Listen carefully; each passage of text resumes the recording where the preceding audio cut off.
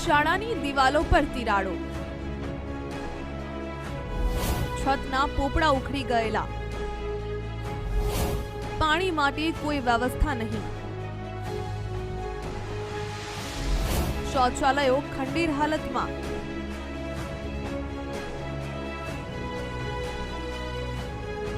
આ દ્રશ્યો જ ખોખલા વિકાસની વાસ્તવિકતા દર્શાવે છે।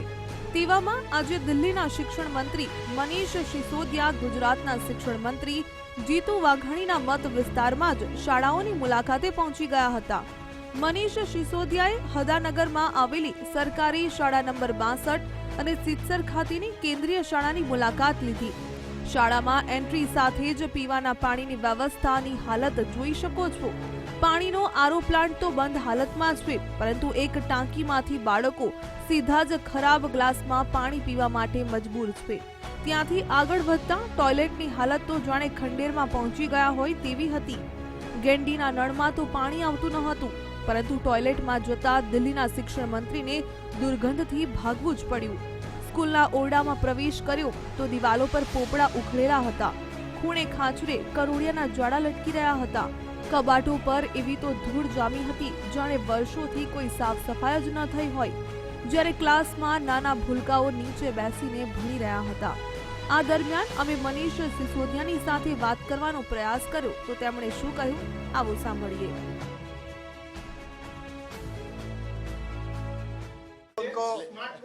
ये स्मार्ट मूव इनका ये है कि उनको ये परसों से मेरा प्रोग्राम पता था, तो परसों से जहां उनको पता था जिस स्कूल में मैं आ रहा हूँ, तो उन्होंने आराम से 4 कमरों में स्मार्ट बोर्ड टांग दिए।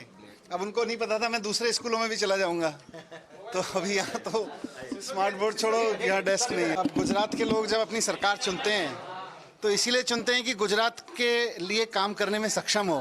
वो ये बहाना मारे कि जी वो दिल्ली में तो कर सकते हैं, तो वो दिल्ली की सरकार में चुनाव लड़े ना बीजेपी, गुजरात छोड़ दे अगर उनसे गुजरात हैंडल नहीं होता है तो। મહત્વનું છે કે સિત્સર હદાનગરમાં આવેલી સરકારી શાળા નંબર 62 આપના નેતાઓ પહોંચ્યા તો અહીં તો કેન્દ્રીય વિદ્યાલય કરતા પણ સ્થિતિ ખરાબ જોવા મળી। મધ્યાહન ભોજન હોલના પતરા તૂટેલા હતા, શાળાઓમાં ઠેર ઠેર ગંદકીના ઢગ હતા, છતોના પોપડા પડેલા હતા। જો કે નવાઈની વાત તો એ છે કે દિલ્હીના શિક્ષણ મંત્રી ભાવનગરની મુલાકાતે આવવાના છે તેવી જાણ થતાં જ કેટલીક શાળાઓની તો સાફ સફાઈ પણ થઈ ગઈ, પરંતુ મનીષ સિસોદિયા એવી શાળાઓમાં પણ પહોંચી જશે જેની હાલત ખંડેર જેવી છે તે કદાચ શિક્ષણ વિભાગ નહીં જાણતું હોય અને શિક્ષણ વ્યવસ્થાઓની પોલ ખોલી નાખી। જો કે ગુજરાતમાં શિક્ષણ વ્યવસ્થાનો મુદ્દો રાજકીય એટલા માટે બની ગયો છે કારણ કે થોડા દિવસો પહેલા જ શિક્ષણ મંત્રી જીતુ વાઘાણીએ દિલ્હીની શિક્ષણ વ્યવસ્થાને લઈને કટાક્ષ કરવામાં ગુજરાતની શિક્ષણ વ્યવસ્થા પર જ સવાલો ઊભા કરી દીધા હતા। ત્યારે શું હતું તે નિવેદન તે પણ સાંભળો અને આ મુદ્દે દિલ્હીના શિક્ષણ મંત્રી શું કહી રહ્યા છે તે પણ સાંભળો। મારી તો વિનંતી છે પત્રકારોની હાજરીમાં, જેને બીજું સારું લાગતું હોય ને એ છોકરાના સર્ટિફિકેટ લઈ અને જે આ દેશને જે રાજ્ય સારું લાગતું હોય ને ભણાવવા માંડવા જોઈએ નહીં। खाली एक स्मार्ट बोर्ड टांग दो तो अभी स्कूल अच्छा हो गया। टूटी हुई दीवारें, मकड़ी के जाले, नीचे क्लासरूम में गया वहाँ पे पता चला बच्चों के पास में फर्श भी नहीं है बैठने को, तो मतलब फर्श तक नहीं अगर शिक्षा मंत्री अपने स्कूल में दे पाए हैं अपनी विधानसभा में।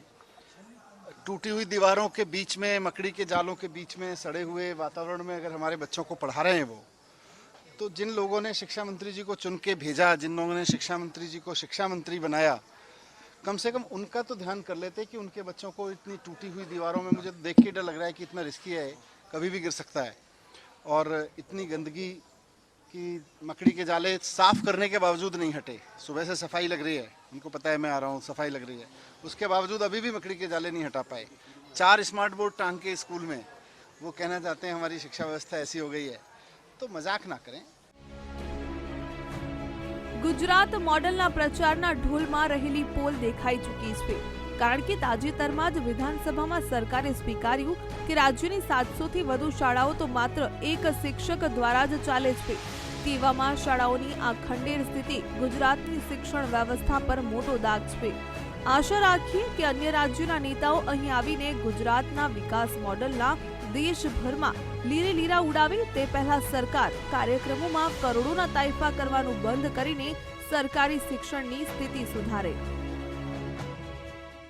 મનીષ સિસોદિયા, જેમને અહીંયા ગુજરાતની મુલાકાત લીધી છે અને શિક્ષણ વ્યવસ્થાને લઈને જે વ્યવસ્થાઓ કેવી રાખવામાં આવી છે તેને લઈને તંત્રની પોલ તો જરૂરથી ખોલી છે. સાથે જ મોંઘવારીને લઈને પણ આગામી દિવસમાં જે અલગ અલગ જે મુદ્દાઓ છે તેને લઈને પણ રાજનીતિ ગરમાય તેવી પણ સંભાવના છે તે જોવા મળી રહી છે. કેમેરામેન મેહુલ રાઠોડ સાથે દિવ્યા ચૌહાણ, વીટીવી ન્યૂઝ, ભાવનગર.